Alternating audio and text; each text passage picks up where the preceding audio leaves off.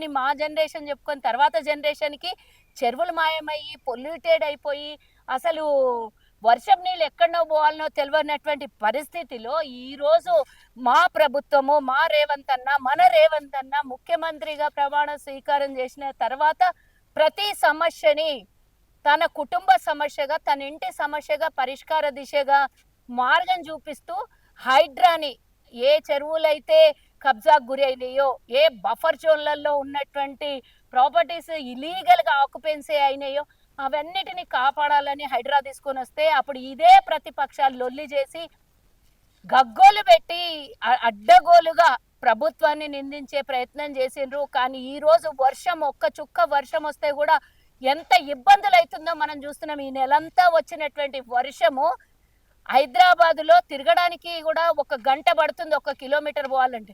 మరి ఇప్పుడు ప్రతి ఒక్కరు ఆ రోజు విమర్శించి వాళ్ళెవరో విమర్శించిండ్రని అందరూ హైడ్రాని బదలాం చేశారు.